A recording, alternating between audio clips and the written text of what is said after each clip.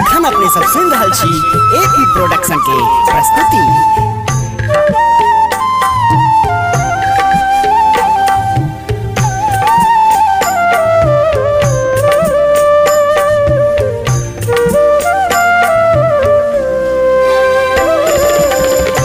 जेहने किशोरी मोरी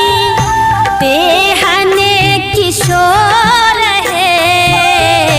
जेहने किशोरी मोरी तेहने किशोर है, विधना लगावल जोड़ी, विधना लगावल जोड़ी के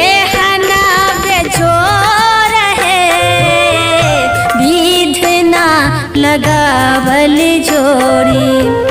केहना बेजोर है, विधना लगावल जोड़ी।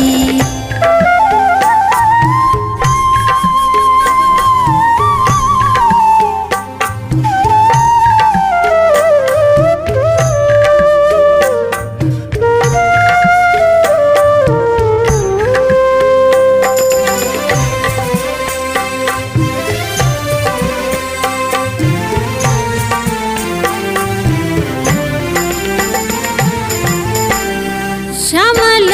बदन घुमरल घटा घन घोर है, श्यामल बदन श्यामल बदन श्यामल बदन घुमरल घटा घन घोर है, घटा घन घोर है, किशोरी मोरी ए महर किशोरी मोरी पूनम इजोर है, ए महर किशोरी मोरी पूनम इजोर है, ए महर किशोरी मोरी।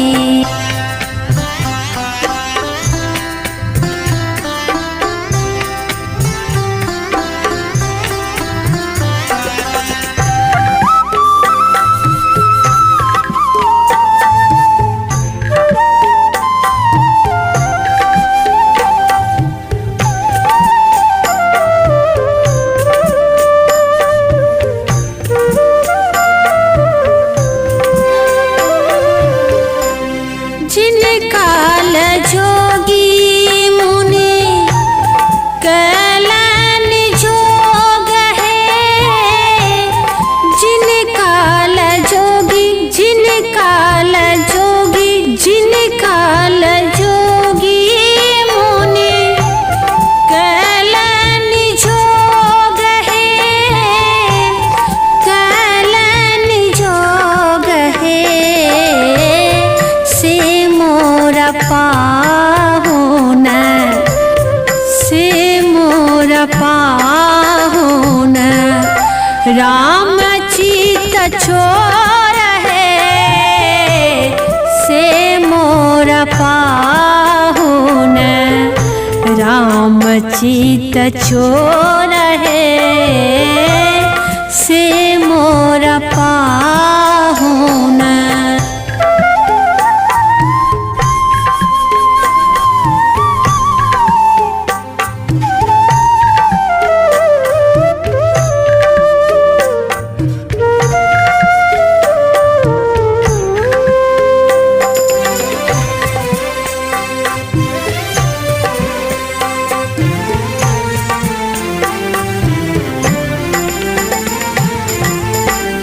सरसों के काली शिया ज्योति बेजोर है, सरसों के काली सरसों के काली सरसों के काली शिया ज्योति बेजोर है, ज्योति बेजोर है, तीसी के फूल रंग, तीसी के फूल रंग, नावल किशोर है, तीसी के फूल रंग, नावल किशोर है, तीसी के फूल रंग, जेहने किशोरी मोरी, तेहने किशोर है, जेहने किशोरी मोरी, तेहने किशोर है, विधना लगावल जोड़ी, विधना लगावल जोड़ी, के हना बेजोर है, विधना लगावल जोड़ी, के हना बेजोर है, विधना लगा